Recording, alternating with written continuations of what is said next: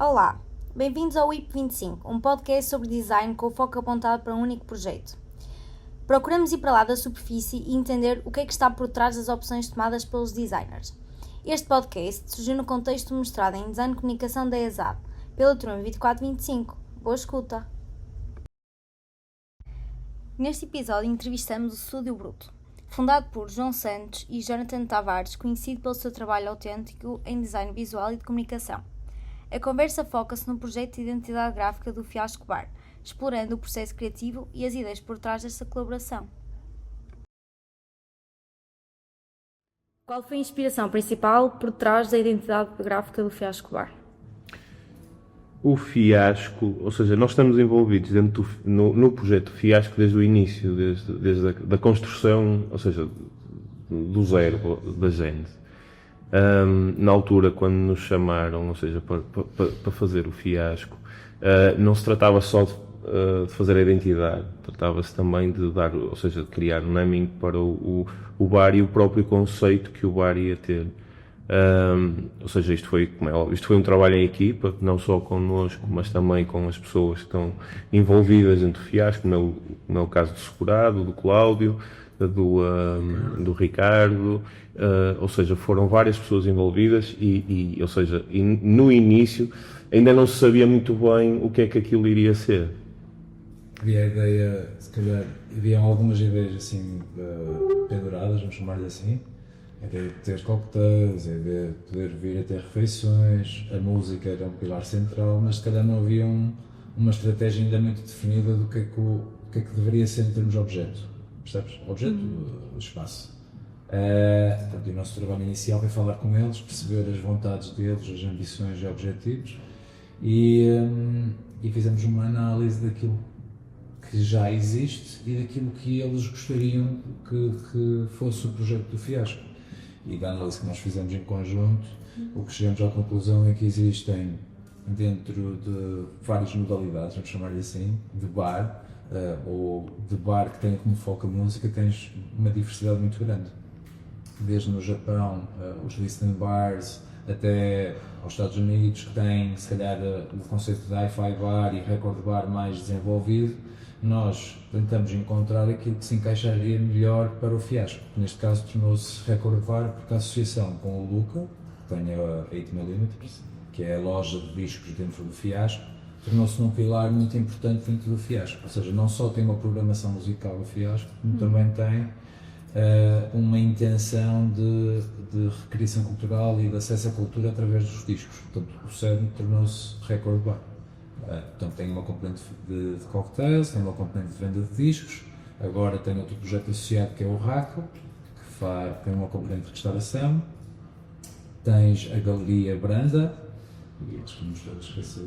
Acho que foi só isso. Sim, eu acho que lá está, todos estes elementos e todas estas pessoas que estavam envolvidas, e no início foi um bocadinho complicado tentar perceber como é que nós conseguíamos juntar isto tudo numa única identidade, porque cada pessoa que lá estava tinha a sua própria identidade, desde o 8mm até ao Rack, até à Branda, ou seja, havia aqui, isto era quase como criar quase uma umbrella para diferentes marcas, e no início isso foi um bocado complexo, porque nós não sabíamos muito bem como é que as coisas iriam funcionar, mesmo em termos de espaços.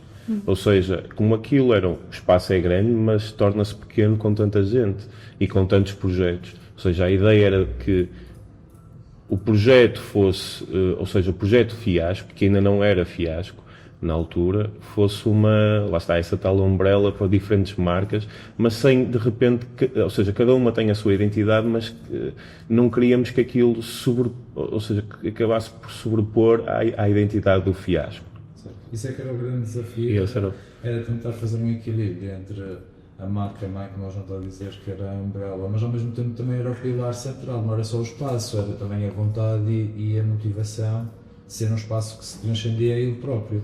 Porque no fundo aquilo não é um espaço comercial onde as marcas estão lá associadas, aquilo é um espaço que tem uma identidade, tem uma vontade e convidou várias pessoas para trabalhar em simbiose com ele. Portanto, eu acho que um dos grandes desafios era manter a integridade da marca Fiasco, porque em termos de presença e notoriedade era a marca menos conhecida de todas as que foram convidadas e simultaneamente respeitar, e aqui é que é o busilis, a parte difícil, respeitar as estratégias e intenções das várias marcas dentro daquilo que é a identidade do fiasco e o caminho que ia percorrer em termos de comunicação. E acho que conseguimos um equilíbrio fixe com eles, de convidar todos os projetos a fazerem parte da identidade do fiasco e a crescerem em conjunto. Sim, acho que depois lá está, isto é o início, nós gostamos de trabalhar esta parte da comunicação inicial, exatamente por causa disso, que isso define depois o que vai ser a identidade. Há um trabalho bastante grande para trás, e no caso do fiasco é um bom exemplo, porque houve ali em alguns momentos as coisas estavam um bocadinho perdidas em termos de estrutura, é isso. Ou seja, de repente, aquilo parecia-nos, e vou-te dar a razão pelo nome, houve ali uma altura que nos parecia um fiasco. Porque eram tantas coisas e tudo tinha a sua voz e todas as pessoas que lá estão têm uma personalidade tão forte que de repente toda a gente concordava e toda a gente discordava muito rapidamente, e de repente aquilo parecia uma confusão de ideias, uma confusão de vontades, até que as coisas se alinharam. Mas antes, ou seja, de repente isto surgiu até numa conversa, aquilo parecia um fiasco já à partida, no início. E acabou por fazer toda a lógica, dar, ou seja, continuidade ao nome, de pegar nesse nome e trabalhar a casa e a comunicação sempre foi feita dessa maneira, um bocadinho, de brincar com esta ideia de que é um projeto, não é falhado, mas de dar a ideia que é que o erro faz parte, e exatamente, não é um fiasco, mas que o erro faz parte da construção de um projeto e do processo. E daí a construção do nome. Entre outros nomes que apareceram, este aqui foi lá está, depois o que para nós fez mais sentido. Depois, relativamente, eu não sei se entretanto já estou a passar à frente algumas questões. Não, mas força. Entretanto, pronto, depois de definirmos essa parte mais complexa, às vezes parece muito fácil, mas é mais complexo. O naming não é fácil, porque lá está, tem que ter a ver com o projeto, e não pode ser só um nome fixe e cool e as coisas resolvem-se por aí. Isto define também o sistema de comunicação todo. Exatamente. Tens uma estrutura e tens o racional pensado de como é que a marca vai funcionar, com as várias entidades envolvidas, modifica completamente a forma como a identidade, em termos de design gráfico, foi desenvolvido. Exatamente. Eu acho que aquilo começou até o próprio início da identidade. Lá está, nós estávamos sempre um bocadinho em sincronia com a parte da arquitetura, da construção do espaço. No início, o espaço era para ser uma coisa completamente diferente, um bocadinho mais industrial, ou seja, nós fomos de encontro àquilo que nós achamos que deveria ser, que era um contraste daquilo, ou seja, um contraste ao espaço, ou seja, tendo o fiasco localizado numa zona urbana, numa zona bastante hip da cidade, ou seja, nós queríamos trazer um bocadinho esse lado cool do espaço, e em contraste ao espaço. Queríamos que aquilo fosse mesmo uma identidade um bocadinho diferente ou menos expectável daquele tipo de espaço. Só que, entretanto, nós começamos a desenhar a identidade e, entretanto, o projeto de arquitetura mudou todo. E nós, quando nós vimos os primeiros renders, eu lembro de nós estarmos aqui a ver os primeiros renders, nós ficamos assim, isto não tem nada a ver. Ou seja, isto parece uma coisa, um café francês, super, muito... aquelas luzes vermelhas, com as luzes vermelhas não, com aquele aspecto, com os vermelhos super presentes no espaço, e de repente nós pensamos, não, tivemos ali 2 dias a cozinhar e a tentar perceber, e chegamos à conclusão, não, agora é que faz sentido. É exatamente, ou seja, a nossa ambição, ou seja, aquilo que nós queríamos no início, que era criar esse contraste, essa diferença do espaço e da identidade, agora é que faz sentido. Claro que nós tivemos que redesenhar um bocadinho, ou seja, adaptar alguns materiais, um ou outro material, mas foi uma coisa que eu acho que, senão nós teríamos alterado a identidade. Nós começamos a desenvolver e a aprofundar ainda mais os materiais, etc., acabamos por sentir que fazia cada vez mais sentido. Lá está, a ideia da tipografia também foi uma ideia de trazer um bocadinho este lado mais urbano, mais plástico, ao bar, e também para criar um bocadinho aquele sentido que eu acho que faz todo sentido, que é tu teres um logo, quase um ícone para o bar, e não ser um sistema, ou seja, não, aquilo é um sistema de comunicação, como é óbvio, mas a própria tipografia está fechada em si. Ou seja, Ela é uma original. ela é uma original, sim. Por isso, isso também é uma das questões importantes na construção de uma identidade. Quando crias uma tipografia que é original, pode ser parecida com isto, pode ser parecida com aquilo.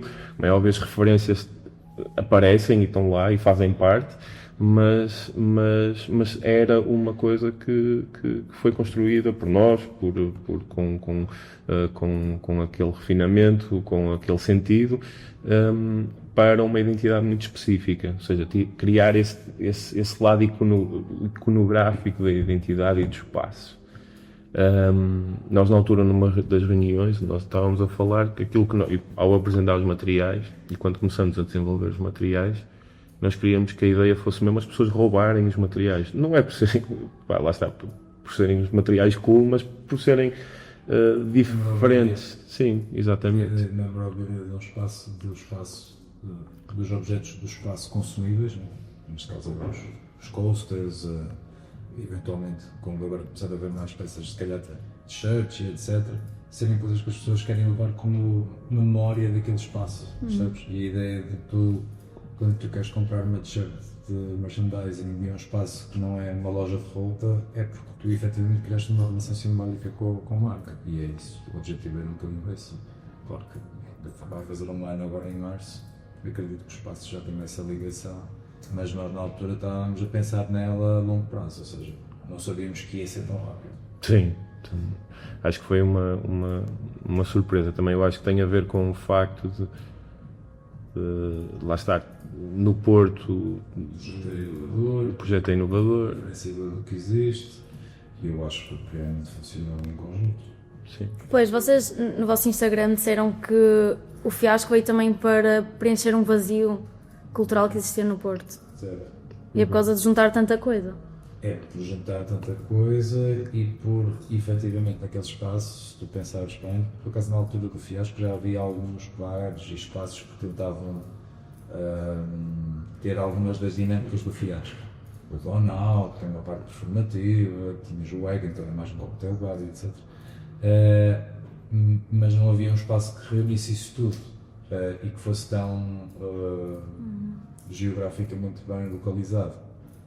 Eu acho que ele conseguiu se diferenciar exatamente por ter estes serviços e ao mesmo tempo ter uma harmonia fixe entre eles, ou seja, as pessoas todas que fazem parte destes projetos realmente pertencem àquele espaço, percebes? Não há tu não notas que é tipo uma loja dentro de um espaço, é tudo a mesma coisa. As pessoas às vezes têm alguma dificuldade em perceber que aquilo são entidades diferentes dentro do espaço, que é o que nós queríamos.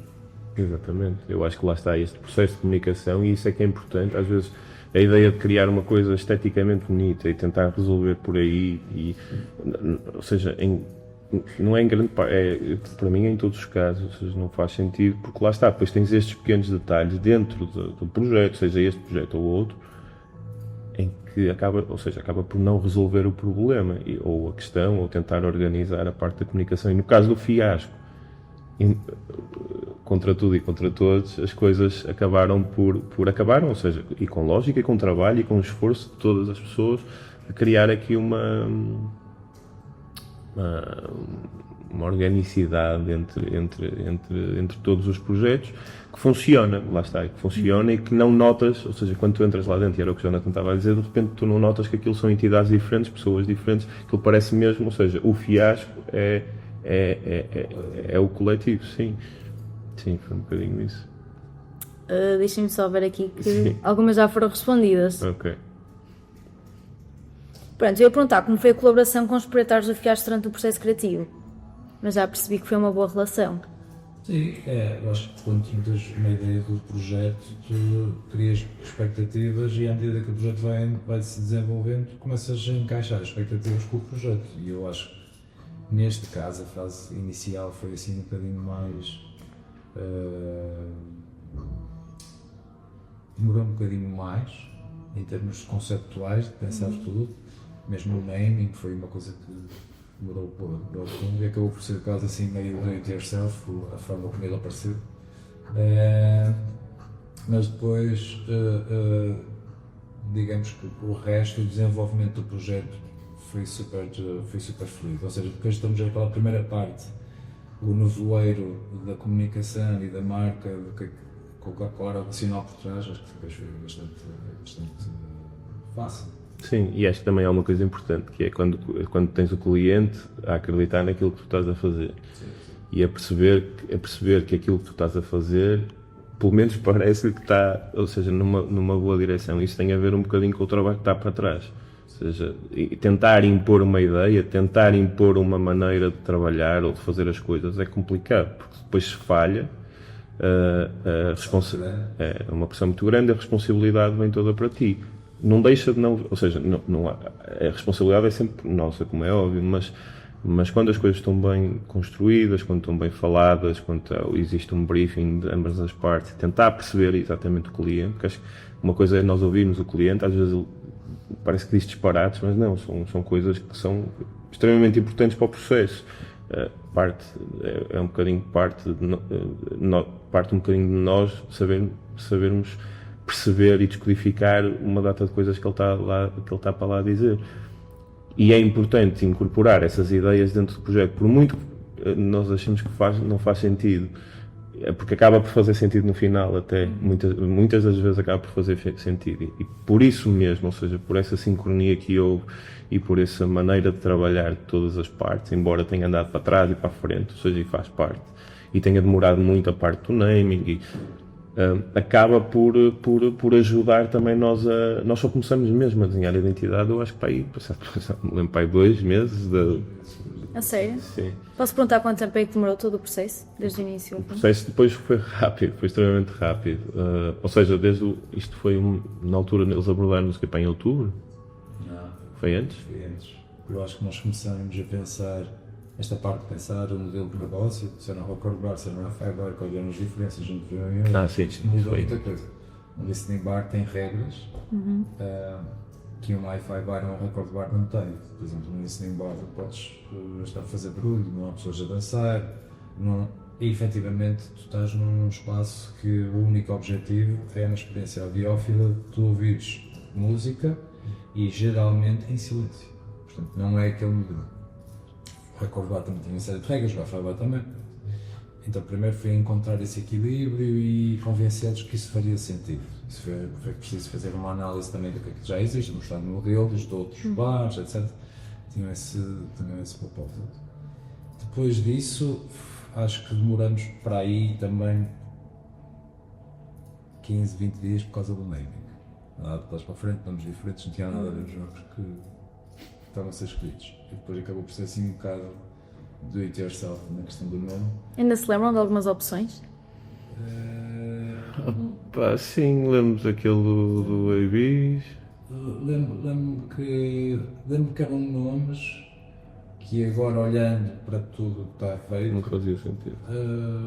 Seria uma direção muito diferente do espaço agora, percebes? Acho que quando se incorporou a ideia de que o falhanço é inevitável, então até pode ser que corra bem, e tornou-se um bocado a alma mater deste projeto. E acho que é uma cena fixe, porque retira também a pressão. No máximo é um fiasco. Ou no mínimo é um fiasco. Estás a perceber? E pronto, acho que ficou fixe. E os materiais começaram a incorporar um bocadinho esse tipo de linguagem. Os convites eram um convite a fazerem parte de um fiasco conjunto. Pronto, e foi um bocadinho isso acho que demorou algum tempo. Também é um projeto muito emocional para o gerente do espaço, o Pedro. Também acredito que essa pressão tenha colocado ainda mais expectativa nas coisas, tenha demorado mais tempo a tomar decisões que eram importantes, mas diria que o projeto deve ter começado, acho eu, se não me engano, em setembro. Assim, mais a sério. Eu lembro que nós... Outubro, novembro, janeiro, fevereiro, abril e março. Eu lembro que na altura nós acabamos a identidade por volta de outubro, novembro. Sim. A identidade. Depois havia muita coisa que nós tínhamos que desenvolver. Aquilo ia abrir em novembro. Pois, exatamente, ele ia abrir em novembro, por isso nós já tínhamos as coisas todas prontas em outubro. Mas depois houve problemas relacionados com a parte de design de interiores que não permitiram que ela se A produção. Ok. Então nós Atrasamos um bocado. voltamos, vem mais materiais.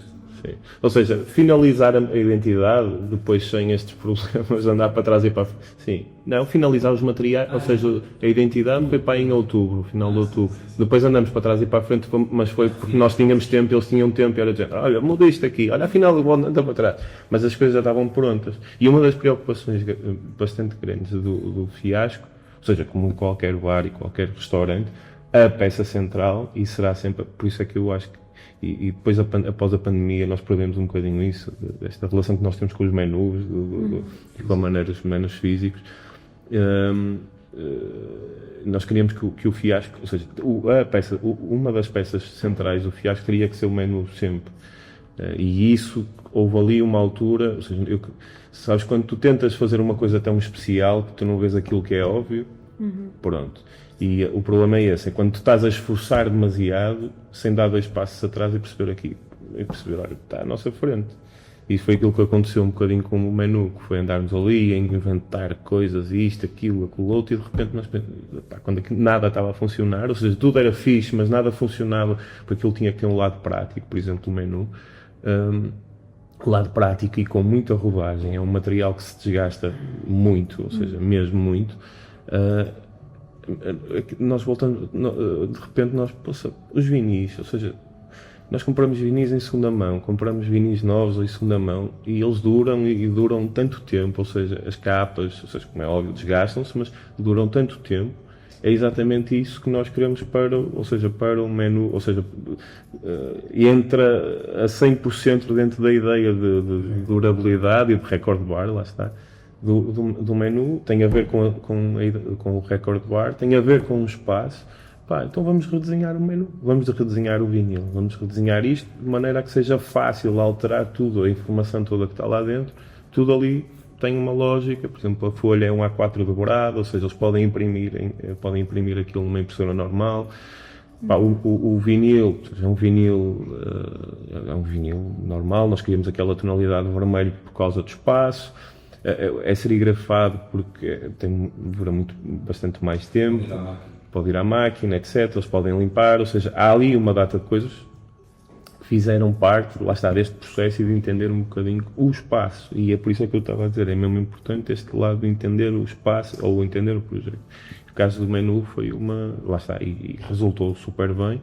Acho que passado um ano, acho que alteramos o quê? Uma vez a capa, algumas capas de plástico, e não tivemos problemas lá está, com eles, às vezes, e já aconteceu bastantes vezes, com restaurantes, etc., de tentar fazer um menu e eles, isto é fixe, mas isto não funciona, suja-se muito, ou é difícil imprimir, ou estou a gastar muito dinheiro, mudam uns papéis e aquilo torna outra coisa qualquer completamente diferente. No caso do fiasco, tivemos isso tudo em conta e fizemos com que isso fizesse parte também do problema de criar um objeto desses. Depois todos os materiais que vieram da identidade, tanto as t-shirts que o staff usa, ou seja, a posição do logo é sempre posições estranhas na t-shirt, ou seja, aquilo nunca está numa posição, está debaixo da axila, tipo nas costas, aqui no ombro, ou seja, a ideia também um bocadinho de impressão, quase um erro da impressão, ou seja, de repente tu erraste em tudo aquilo que era material e na execução dos materiais. Os stickers, que eu acho que a ideia era ter lá os stickers todos, mas eles começaram a desaparecer. Mas a ideia era essa, só que, pronto, lá está. Eu também entendo que a produção também é um gasto muito grande. E a malta, tens fotos stickers, dos stickers estarem acessíveis às pessoas? Sim. O problema é que eles não duram. O problema é que eles não duram. Os stickers são os cartões de visita. Era aquilo que eu estava a dizer. A melhor maneira, que é uma coisa que nós fomos perdendo, que é a melhor maneira de tu fazeres promoção à tua casa, é tu dares materiais à tua casa. Ou seja, e aquilo são os cartões de visita. Os cartões de visita são stickers.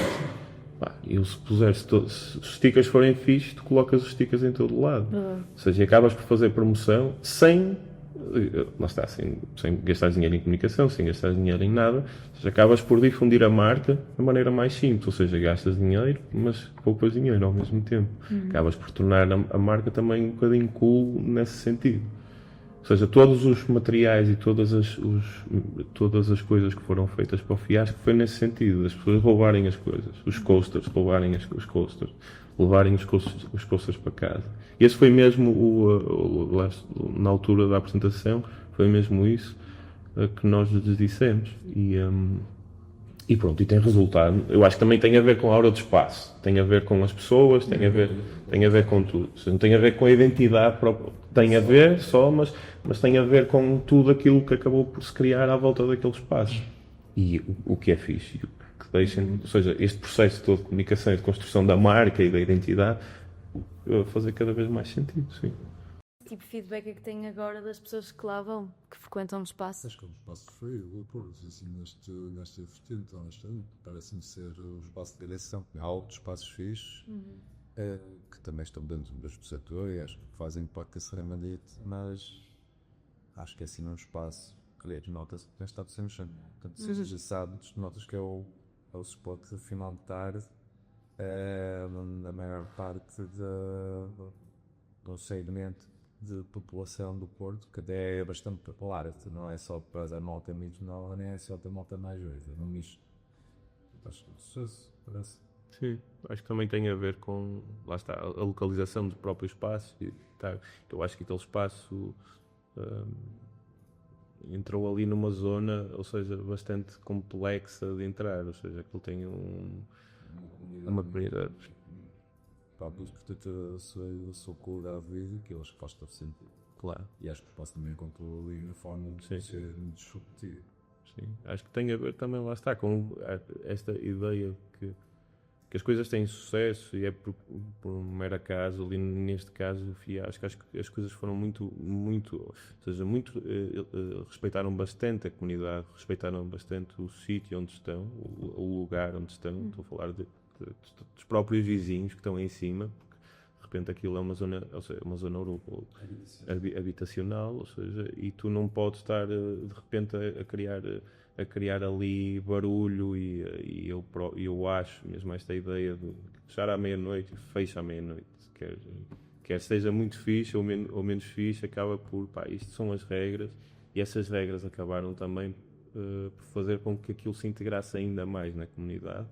Se fosse um espaço, lá está, que tu te sentisses bem, que não fosse um espaço de repente de diversão noturna, e sim um espaço quando tu estás a falar, talvez uns cocktails, quando estás com os teus amigos, que eu acho que era uma das coisas que tu se calhar não tinhas aqui no Porto, ou feitas daquela maneira, com tanto cuidado, sim.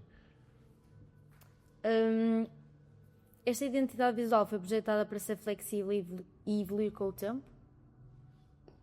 Sim, todas. Eu acho que, eu costumo dizer uma coisa, que é, eu acho que a identidade funciona quando passa o teste do tempo. Se tu tens uma identidade que funciona durante 1 ano ou 2 anos, porque aquela tipografia está a bater, e de repente aquilo não funciona mais, então não é uma identidade, nunca será uma identidade que foi projetada a longo prazo, uma identidade, ou seja, pelo menos a ambição é sempre essa. Às vezes pode haver casos de sucesso e outros casos que não são tanto de sucesso. Mas a ideia inicial é sempre essa, ou seja, tu criares algo que acaba por perdurar no tempo. De que maneira é que eles vão, ou seja, se nós sairmos do fiasco e deixarmos de trabalhar com o fiasco, se outro designer ou outro estúdio começar a trabalhar com eles e trabalhar numa maneira completamente diferente da identidade que nós trabalhamos, fixe, altamente, logo que esteja fixe. E acho que existe essa possibilidade de crescimento, ou seja, nunca é uma coisa estanque e feita, lá está, a identidade, por exemplo, das redes sociais é uma coisa bastante não complexa, ou seja, está feita, está bem estruturada, serve o propósito, mas de repente não é uma fricalhice, não é um póster, não é uma peça de arte, não pode ser, é uma peça de comunicação. E esse também, para tu conseguires ir evoluindo, se nós quisermos mudar, conseguir evoluir as peças de comunicação e a estrutura de uma maneira sólida, e não ao contrário, de repente tiras uma... Ou seja, não quero dizer que não possa acontecer em muitos casos, muitos espaços, em que tu acabas por criar quase cada peça uma peça de arte. Mas no caso do fiasco não pode ser, porque tem muita comunicação, ou seja, a evolução, eu acho que é relativamente simples, ou pelo menos de perceber que aquilo pode ter uma construção diferente, se necessário, se for o caso. Apesar de ter um cunho muito característico que vai ficar sempre preso a essa imagética. Ou seja, eu acho que a ideia também era essa. Tu tens que olhar bem a imagem que fiasco e tens que conseguir distinguir todas as novidades que existem. Se não é minimal, não é algo que pode ser percepcionado de uma forma super intemporal. Pode ser percepcionado de forma intemporal, passo completo, fotografia de qualquer forma. Não com esta magnitude, mas no sentido que é assim mesmo. Essa é a intenção. Sim, eu acho que é fixe. Eu acho que uma identidade, seja ela qual for, seja de um bar, de um festival, acho que é fixe quando tu. É engraçado, nós costumamos brincar com isso, que a identidade está mesmo fixe quando tu vês alguém a tatuá-la na perna. Ou teres ou usares uma peça de merchandising da identidade. Independentemente do que quer que seja. Até podia ser de uma. Molho de soja. Um molho de soja. E já vimos isso, exatamente. Por isso acho engraçado, lá está, para tu quereres tatuar ou para tu quereres andar com uma t-shirt de alguma marca é porque realmente gostas da marca. E eu faço isso, ou seja, eu merço de outras marcas que eu gosto, ou seja, que me identifico também, como é óbvio, é um facto, mas tinha com as identidades, ou então é uma marca de um molho de soja, como aparecia há uns tempos atrás, tinha, e era ficha de ser, era altamente. Conseguiram criar ali uma coisa cool para usar. E acham que há um manual de identidade visual para manter a consistência ao longo do tempo? Nós fizemos, ou seja, nós fazemos sempre, quando nós fazemos uma identidade, ainda acho que o manual de identidade faz parte. Ou seja, faz parte até para tu perceberes, pode ser um manual de identidade básico, pode ser um manual de identidade mais complexo ou um manual de identidade extremamente complexo. Mas eu acho que sempre que o manual de identidade faz parte de uma identidade. Não gosto desta ideia de isto já não se precisa. Para tu manteres a marca coerente, tens que ter pelo menos umas regras, umas pequenas regras. E eu sentia isso, por exemplo, com um projeto que nada tem a ver com o Fiasco, mas por exemplo com o Pérola. Nós libertávamos muitas vezes a identidade para outras pessoas fazerem cartazes. E de repente aconteciam coisas mesmo estranhas e que não eram fixe. Ou seja, algumas vezes acontecia trabalhar em identidades, coisas fixe, outras vezes aquilo ficava mesmo estranho e não é fixe. Ou seja, eu acho que faz sentido haver certas regras quando tu estás a trabalhar com elementos gráficos que não são os teus, não foste tu que os criaste, são copyright da pessoa ou do estúdio que os fez. Ou do espaço, neste caso. Por isso, acho sempre que o manual de identidade tem sempre que acompanhar uma identidade. Faz parte. Acho que é podem chamar velho, mas acho que É o playbook para tu saber usar a marca. Se pegares uma marca qualquer e se aplicares em trabalho que tipo estás a desenvolver, tens que seguir as normas pela qual ela foi pensada, senão vai perder o seu propósito. Sim. Até porque, imagina, eu gosto de pensar, por exemplo, o Fiasco, a ideia também era essa, é tu libertares a identidade. Isto não tem que estar sempre preso ao estudo de design que desenhou a identidade e de repente a identidade sai bem porque é aquele estudo de design a fazer. Se passa para outro estudo de design e a identidade está uma porcaria, de repente fica uma porcaria, então o problema é para o estúdio que o fez. Porque a identidade, ou seja, eu percebo a lógica, mas tem que haver sempre aqui um sentido de deslargares, ou seja, perceberes como é que se tu te deslargares da identidade, o que é que vai acontecer? E lá está, e faz parte, e tem que fazer parte do processo. E fazendo parte do processo, tu tens que ter um manual de normas gráficas para que as pessoas, mais ou menos, encontrem o caminho e a estrada para onde têm que ir. Agora, lá está, mas isso é uma opinião muito, muito pessoal. Não, acho que faz parte, para mim faz sempre parte. Ok. Se pudessem refazer alguma parte do projeto, o que é que mudariam? Boa pergunta. O painel de entrada. Se bem que a culpa não está bem no processo de design, está mais na parte de produção de material. Sim. E do acompanhamento, se calhar nós devíamos ter. Sim, ou não sei. Acho que é aquele material que servia uma coisa, tinha um propósito, lá está, comunicação do espaço, ou da marca do espaço, e que falhou uma coisa tão pequenina que foi dimar os cilindros que estão lá dentro. Nós não conseguimos controlar. Mas, pelo menos, acho que está bem, e acho que não há muita coisa que eu olho dentro. Acho que está tudo. Sim. Sim, também acho que sim, não tenho assim nada. Também não são assim demasiados materiais. Quer dizer, são bastantes, mas A nível digital, acho que é um bocadinho mais exigente, até porque a nível de print, muitos materiais digitais, mas na nível de print, acho que tudo que foi feito são materiais que são continuamente consumidos e as pessoas gostam deles e usamos para casa também, acho que propósito. tem um material que nós gostávamos de ter feito e que na altura depois não fizemos, foi os pósteres. Os pósteres tinham uma base e basicamente, ou seja, quando tu tinhas exposições ou alguém a ir lá tocar, os pósteres eram feitos pelo DJ ou feitos exatamente para libertar a identidade e não ter problemas de assumir que há coisas que podem, pessoas com mais capacidades para fazer uma coisa engraçada e que não são designers gráficos, mas lá está esta ideia de libertar a identidade também, das pessoas colaborarem com a identidade e tu não teres medo em que as pessoas colaborem com a identidade e façam asneiras, porque aquilo lá está, o erro faz parte, não é? Tirar bem às suas. Sim. Mas a solução, Mas tens de colocar os postas toda a comunidade à volta e pertinente para eles, também acho que funcionou, porque nós já só essa ideia com outra coisa. Certo. E já vai um bocado de encontro. Retiraram alguma aprendizagem desse projeto que pode ser aplicada em futuros trabalhos? Sim. Acho que isso é uma etapa normal no trabalho, é tu retirares a aprendizagem ou uma curva de aprendizagem, trabalhas com determinados clientes e determinados projetos e noutros projetos futuros usares essa curva de aprendizagem para esse desenvolvimento.